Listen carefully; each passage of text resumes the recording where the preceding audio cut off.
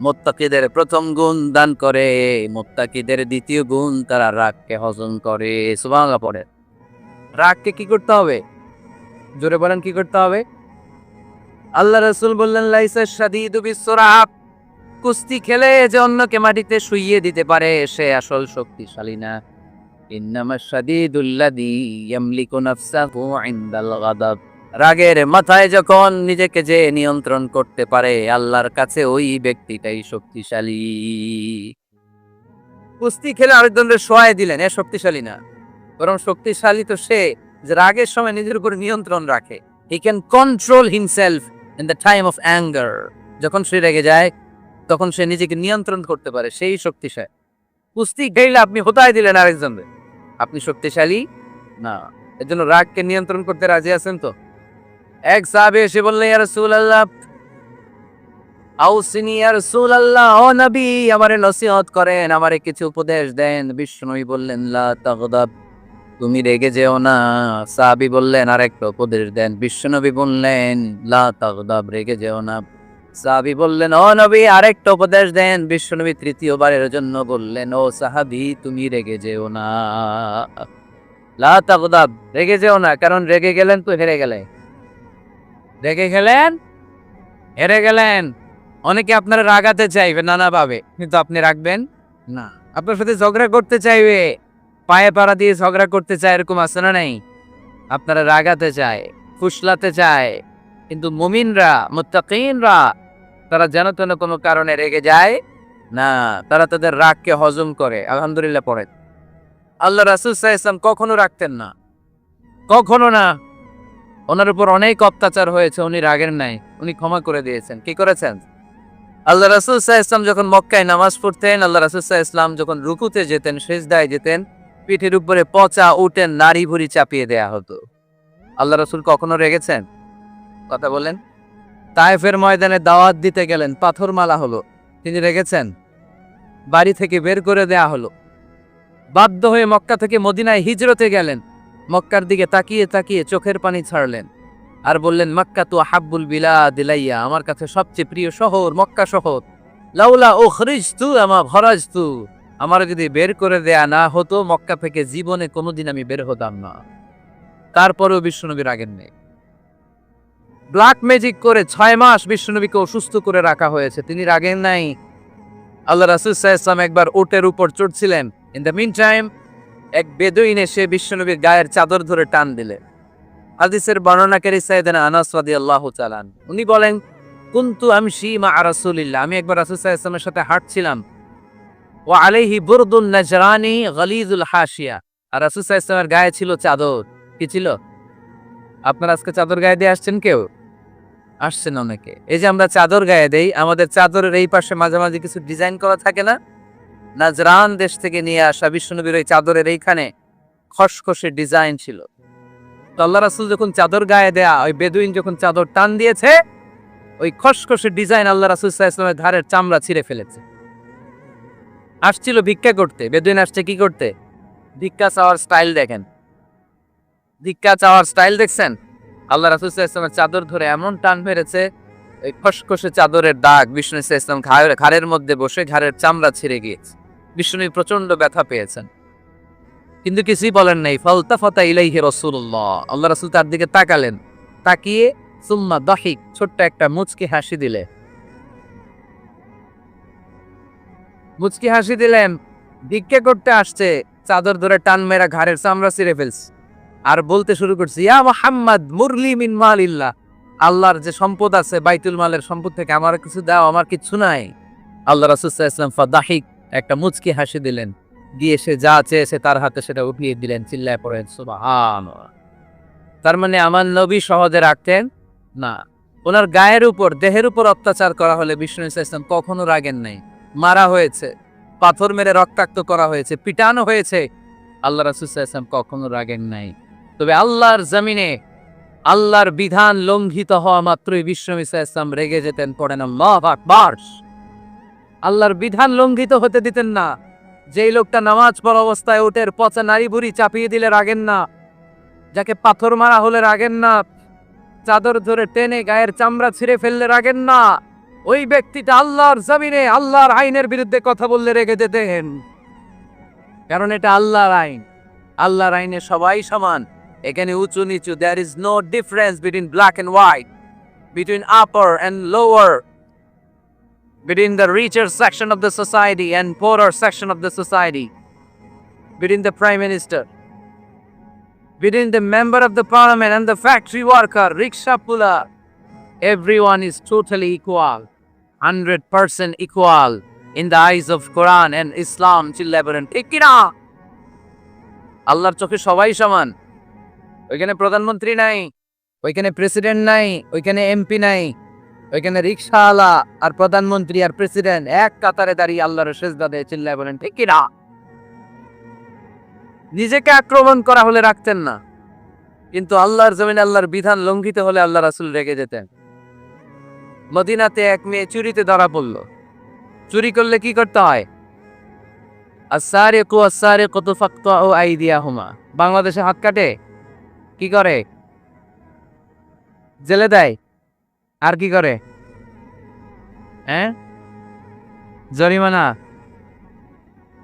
জামাই আদর করে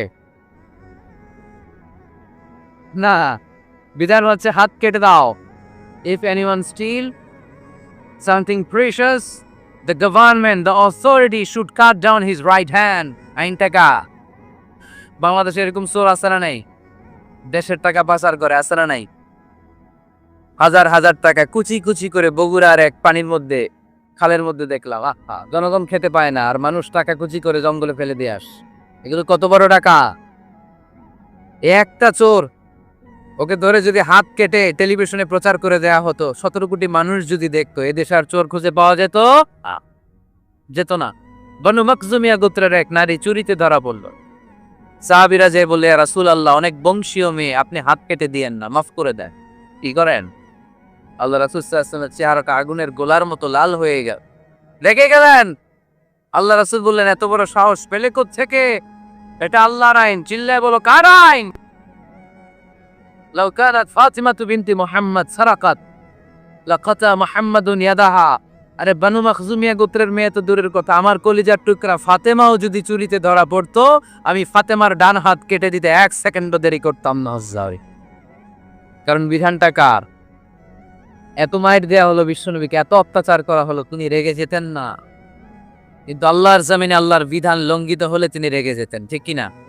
এজন্য আমাদের রাগটাও হতে হবে এমন, অপ্রয়োজনে আমরা রাখবো না। কিন্তু আল্লাহর জমিনে আল্লাহর বিধান যদি লঙ্ঘিত হয়, দুর্বলের উপর যদি সবলের অত্যাচার হয়, সমাজে যদি বিশৃঙ্খলা তৈরি হয়, তখন মুমিন রাগান্বিত হবে, বজ্র কণ্ঠে গর্জে উঠবে। চিল্লায় বলেন ঠিক কিনা? এছাড়া মুমিন রাগকে নিয়ন্ত্রণ করে, এটা মুত্তাকিদের বৈশিষ্ট্য। আল্লাযীনা ইউনফিকুনা ফিস সাররাই ওয়াদ দাররা। মুত্তাকিনদের প্রথম গুণ, তারা দান করে। 2 নম্বর গুণ, রাগকে হজম করে। রাগকে হজম করতে রাজি আছেন সবাই? আজকে থেকে রাগটার একটু কমানো যাবে, থামানো যাবে তো? আল্লাহ তুমি কবুল করো, পড়ি আমিন। আল্লাহ রাসূল সাল্লাল্লাহু আলাইহি ওয়াসাল্লাম রাগ কমানোর কিছু পদ্ধতি আমাদেরকে শিখিয়েছে। 2 সাহাবী ঝগড়া লাগলো, কথার পিঠে কথা, কথার নাম লতা। ঝগড়া করতে করতে এক সাহাবী রেগে মেগে আগুন। আল্লাহ রাসূল দেখতে লাগলেন আর বললেন, ইন্নী লা আ'লামু কালিমা লাউ ক্বালাহা লা যাহাবা যা আনহু। নিশ্চয়ই আমি এমন এক বাক্য জানি, এই বাক্যটা যদি এই সাহাবী পড়ে, তাহলে তার রাগ মুহূর্তের মধ্যে ঠান্ডা হয়ে যাবে। ওই সাহাবী বলল, ইয়া রাসূলুল্লাহ, বাক্যটা কি আমারে শিখিয়ে দেন, আমি চাই আমার রাগটা যেন থেমে যায়। আল্লাহ রাসূল বললেন, তুমি পড়ো আউযু বিল্লাহি মিনাশ শাইতানির রাজীম। সবাই করেন, আউযু বিল্লাহি মিনাশ শাইতানির রাজীম। তাহলে রাগ কমানোর দোয়ার নাম কি? সবাই বলেন, আউযু বিল্লাহি মিনাশ শাইতানির রাজীম। এটা হচ্ছে 1 নম্বর ফর্মুলা। এটা কয় নাম্বার মনে থাকবে? রাগ আসলে এই দোয়াটা পড়বো, মুহূর্তে রাগকে ঠান্ডা করে দিবে কে? 2 নম্বর ফর্মুলা হচ্ছে, বেশি রাগ চলে আসলে আপনি চুপ থাকবেন। Keep quiet, keep silent, cool down, relax করেন, থামেন। অশ্রাব্য ভাষায় গালিগালাজ করবেন। অনেকে রেগে গেলে গড় গড় করে কি যেন বলে, গালিগালাজ করে, 14 গোষ্ঠী উদ্ধার করেছেন, আছে না নাই? না, এই গালিগালাজ যখন কন্টিনিউ করবেন আরো বাড়তে থাকবে আপনার রাগ। আপনি একটু থামেন, stop, relax and keep quiet. ইদা গাদিবা আহাদুকুম ফালিয়াসকুত, বলেছেন মুহাম্মদ সাল্লাল্লাহু আলাইহি ওয়াসাল্লাম। তোমাদের কেউ যখন রেগে যায়, সে যদি রাগ থামাতে চায় সেজন্য চুপ থাকে, সেজন্য কি থাকে? তাহলে বেশি রাগ আসলে কি গালিগালাজ করবেন, চিল্লাপাল্লা করবেন, 14 গোষ্ঠী নিয়ে গালি দিবেন, কি করবেন? চুপ থাকবে। কি থাকবে? মনে থাকবে? নাকি ওয়াজের ময়দানে শেষ, বাড়িতে যাইয়া হতায় লাগবেন? চুপ থাকতে রাজি আছেন তো? প্রথমে রাগ আসলে আউযুবিল্লাহ পড়ব, 2 নম্বরে চুপ থাকবো, 3 নম্বরে বিষ্ণু ঈসা ইসলাম বললেন তোমার কার্যক্রম কমিয়ে দাও, লোয়ার ইউর অ্যাকশন, অ্যাকশন কমাও, ডাইরেক্ট অ্যাকশনে যাও না। আমরা কি করি? রাগ আসলে ডাইরেক্ট অ্যাকশন, 1 তালাক, 2 তালাক, 3 তালাক, 22 তালাক, 100 তালাক, শাশুড়ির সুদ্ধা তালাক দিয়ে ফেলা, আছে না নাই? কয় তোর মারে তালাক, তোর 14 গোষ্ঠী তালাক, বিয়ে করছে একটা, তালাক দিয়ে 14 গোষ্ঠী দিয়ে, এরকম ডাকাইতে আছে না নাই? ওমরে ফারুক যখন খলিফা রাদিয়াল্লাহু তাআলা আনহু, এক লোক তার স্ত্রীকে 100 তালাক দিছে। কয় তালাক? স্ত্রী এসে ওমরে ফারুককে বললেন, ইয়া আমিরুল মুমিনিন, বিচার করেন। কি বিচার? আমার স্বামী তো আমার 100 তালাক দিছে। কয় তালাক? ওমরে ফারুক বললেন, তোমার স্বামীকে ডেকে আন। ডেকে আনা হলো। বলল, ঘটনা কি? তালাক দিবা 3টা, 100টা দিলা কেন? রাগ হয়েছিল অনেক, মেজাজ গরম হয়ে গেছিল। ওমরে ফারুক বললেন, চাই আর তালাক মিন শিআরিল্লাহ, তালাক হচ্ছে আল্লাহর শিয়ার, এটা কোরআনের আইন, এটা নিয়ে ফাইজলামি করলি কেন? এদিকে আয়, বিচার করি। জামাই গৌরে বসায় তিনি বিচার করে দিলেন, 3 তালাকে তোর বউ তালাক, বাকি 97 তালাক তোর পিঠের উপর পড়বে। কই করবে? এবার জল্লাদ নিয়ে আসা হলো, চাবুক নিয়া, ওয়াহেদ, ইসনাইন, তালাতা, আরবা, খামসা, এক একটা চাবুক মারে আর চিল্লান মাইরা ওঠে স্বামী, কয়েক সব তালাক তোর পিঠের উপরে দিলা। এরকম বিচার যদি উমরে ফারুকের মতো বাংলার জমিনে থাকতো, একটা বদমাইশও খুঁজে পাওয়া যেত? লোয়ার ইউর অ্যাকশন, রেগে গেলে অ্যাকশন কমান, ডাইরেক্ট অ্যাকশন মেরেন না। কি করবেন? কার্যক্রম কমিয়ে দেন। আল্লাহ রাসূল সাল্লাল্লাহু আলাইহি ওয়াসাল্লাম বললেন, ইযা গাদিবা আহাদুকুম ওয়া হুয়া কায়েম, দাঁড়িয়ে থাকা অবস্থায় যদি কেউ রেগে যায়, ফালিয়াজলিস, সেজন্য বসে যায়। ফা ইন যাহাবা আনহুল গাদাবু ওয়া ইল্লা ফালিয়াত্তাজি, বসে যাওয়ার পরেও যদি তার রাগ কমে না যায়, সেজন্য শুয়ে যায়। সুবহানাল্লাহ পড়েন। দাঁড়িয়ে থাকা অবস্থায় রাগ আসলে কি করবেন? বসা অবস্থায় রাগ আসলে, অবস্থায় রাগ আসলে ঘুমায় যাবেন।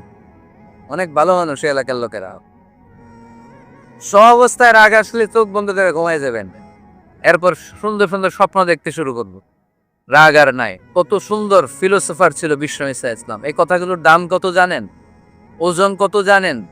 কিভাবে আমাদেরকে তিনি সভ্য বানাতে চেষ্টা করেছেন, কিভাবে আমাদেরকে সুখী সমৃদ্ধ মানুষ বানাতে চেষ্টা করেছেন। দাঁড়িয়ে থাকলে যদি রেগে যাও, বসে পড়ো, বসে গেলেও যদি রেগে যাও, শুয়ে পড়ো, সুবহানাল্লাহ পড়ে। তার মানে রাগ কমানোর 1 নাম্বার ফর্মুলা আউযুবিল্লাহ পড়বেন, 2 নাম্বার ফর্মুলা চুপ থাকবেন, 3 নাম্বার ফর্মুলা অ্যাকশন কমিয়ে দিবেন, দাঁড়ালে বসবেন, বসে থাকলে শুয়ে যাবেন। 4 নাম্বারে বিশ্বনবী বললেন, তারপরেও যদি তোমার রাগ কমে না যায়, ঠান্ডা পানি দিয়ে ওযু করো, রাগ কমায় দিবে কে? ওযু করেন ঠান্ডা পানি দিয়ে, রাগ কমায় দিবে কে? আল্লাহ রাসূল সাল্লাল্লাহু আলাইহি ওয়াসাল্লাম বললেন, শাইতান, ইন্নাল গাদাবা মিনাশ শাইতান, নিশ্চয়ই রাগ আসে শয়তান থেকে। রাগ এনে দেয় কে? একটু আওয়াজ করে বলেন না, এনে দেয় কে? রাগ এনে দেয় শয়তান। ও শাইতানু খুলিকা মিনান নার, শয়তান তৈরি আগুন দিয়ে। শয়তান তৈরি কি দিয়ে? ওয়ান নারু তুতফাউ বিল মা, আর আগুন নিবায় পানি দিয়ে। আগুন নিবায় কি দিয়ে? এজন্য তোমাদের কেউ যখন রেগে যায়, ইদা গাদিবা আহাদুকুম ফালিয়াতাওয়াদ্দা, সেজন্য ঠান্ডা পানি দিয়ে ওযু করে তার রাগটারে ঠান্ডা করে দিবে কে? সুবহানাল্লাহ পড়েন। মনে থাকবে সবার? 1 নাম্বার, রাগ আসলে 1 নাম্বারে কি করবেন? আউযুবিল্লাহ পড়বেন। 2 নাম্বার, চুপ থাকবেন। 3 নাম্বার, বসে যাবেন, শুয়ে যাবেন। 4 নাম্বার, ওযু করবেন। রাজি আছেন? মাথায় ঠান্ডা পানি দিবেন, চেহারায় ঠান্ডা পানির ঝাপটা দিবেন, দেখবেন আপনার রাগকে ঠান্ডা করে দিছে কে? এজন্য আল্লাহ বললেন, আমার মুত্তাকিদের বৈশিষ্ট্য হলো আল্লাযীনা ইউনফিকুনা ফিস সাররাই ওয়াদ দাররাই ওয়াল কাযিমিনাল গায়যা ওয়াল আফিনা আনিন নাস। মুত্তাকিন বান্দারা সুখে দুঃখে দান করে, রাগ ক্রোধ আসলে এটাকে তারা হজম করে। মুত্তাকিনদের ৩ নাম্বার বৈশিষ্ট্য হলো তাদের সাথে কেউ অন্যায় করলে তারা ক্ষমা করে। সুবহানাল্লাহ পড়ে। কি করবেন? ক্ষমা করে দিবেন। মুত্তাকিদের ৩ নাম্বার বৈশিষ্ট্য কি? নাকি অন্তরের মধ্যে দুঃখ কষ্ট রেখে দিবেন?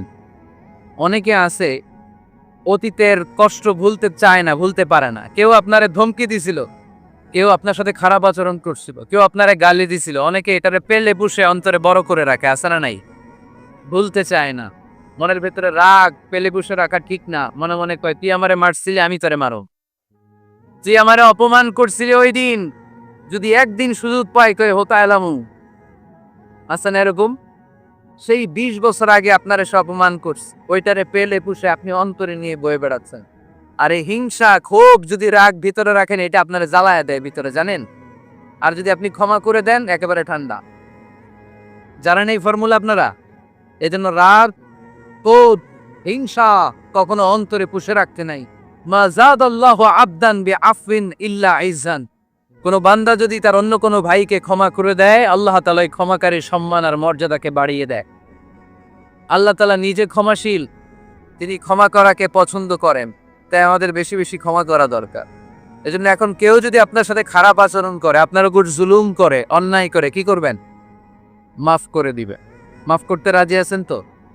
আচ্ছা, সবাই বুঝে শুনে উত্তর দেন। আল্লাহ পাক আমাদের সব গুনাহগুলো ক্ষমা করে দেখ, আমরা চাই কি চাই না? আল্লাহ আমাদেরকে মাফ করুক, আমরা চাই কি চাই না? দেখেন, আমরা কিন্তু ঠিকই আল্লাহর কাছে ক্ষমা চাই, কিন্তু আমরা নিজেরা নিজেদেরকে ক্ষমা করতে পারি না। নিজেরা নিজেদেরকে ক্ষমা করি না। সে আমার সাথে খারাপ আচরণ করছে, আমি ক্ষমা করতে পারি না। ও আমারে গালি দিছিল, আমি ক্ষমা করি না, কিন্তু আমি কিন্তু ঠিকই আল্লাহর কাছে ক্ষমা চাই। মনে রাখবেন, আল্লাহর কাছ থেকে ক্ষমা পেতে হলে আগে ক্ষমা করতে হবে। ঠিক কিনা বলেন? আল্লাহর কাছ থেকে ক্ষমা পেতে হলে আগে কি করতে হবে? ক্ষমা করে দিতে হবে। আল্লাহুম্মা ইন্নাকা আফুন তুহিব্বুল আফওয়া ফাআফু আন্নি। হে আল্লাহ, আপনি ক্ষমাশীল, আপনি ক্ষমা করাকে পছন্দ করেন। আল্লাহ, আপনি আমাকে ক্ষমা করে দেন। কদরের রাত্রে আমরা এই দোয়া করি না যে আল্লাহ আপনি ক্ষমাশীল, আল্লাহ আপনি ক্ষমা করাকে পছন্দ করেন, আল্লাহ আপনি আমাকে ক্ষমা করে দেন।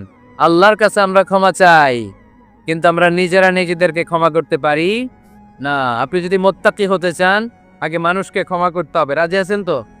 আল্লাহ রাসূল সাল্লাল্লাহু আলাইহি ওয়াসাল্লাম যে কোনো পরিস্থিতিতে, যে কোনো অত্যাচারের বিপরীতে তিনি ক্ষমা করে দিতেন। সুবহানাল্লাহ পড়ে। মুত্তাকিদের ৫টা বৈশিষ্ট্যের কথা বলেছিলাম। কয়টা? ১ নম্বরে দান করে, ২ নম্বরে রাগকে কমায়, ৩ নম্বরে কি করে দেয়? ক্ষমা করে দেয়, মাফ করে দেয়। এজন্য মাফ করার বৈশিষ্ট্য অর্জন করতে হবে প্রিয় ভাইরা।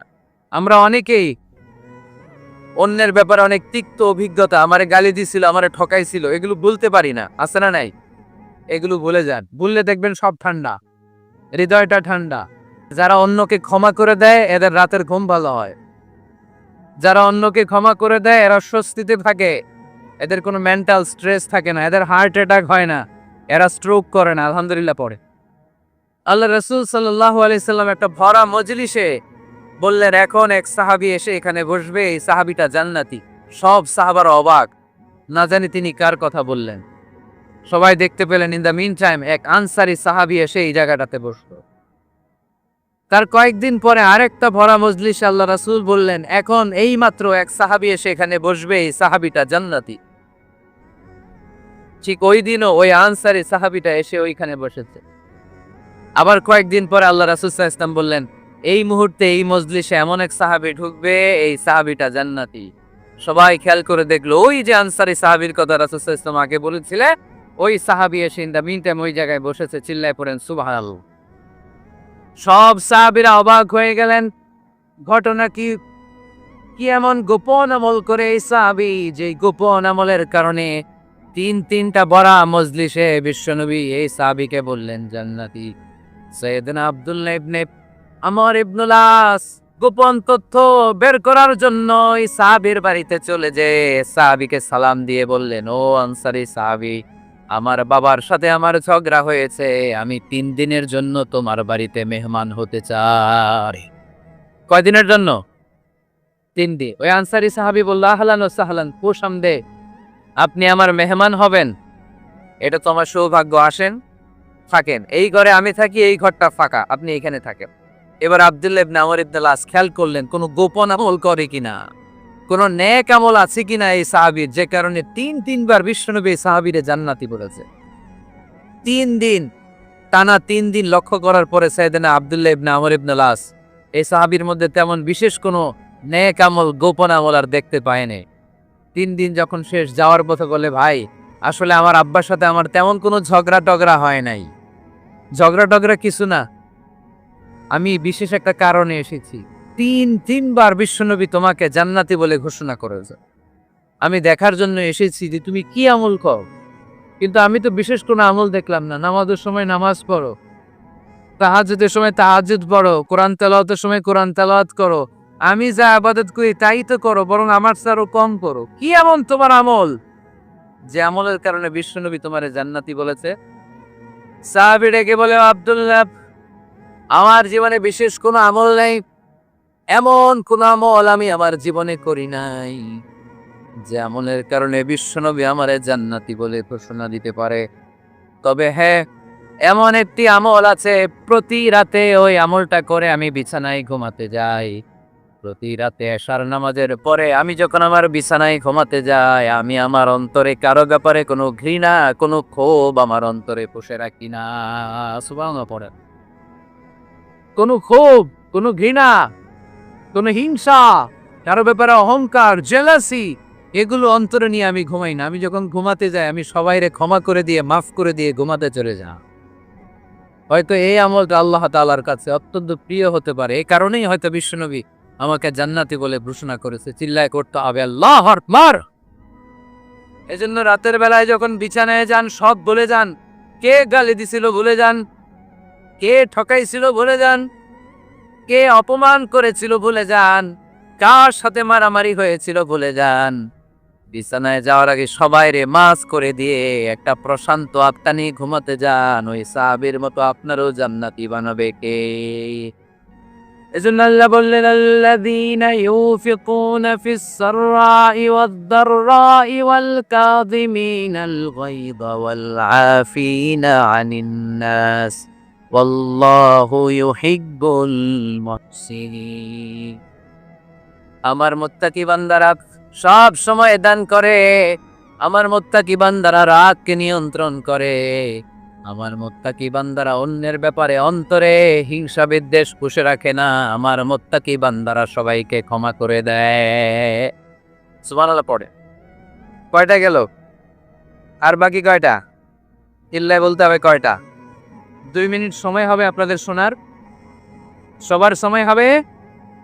4 নম্বর আল্লাহ বললেন, ওয়াল্লাযীনা ইযা ফাআলু ফাহিশাতান আও যালামু আনফুসাহুম যাকারুল্লাহা ফাস্তাগফিরু লিযুনুবিহিম।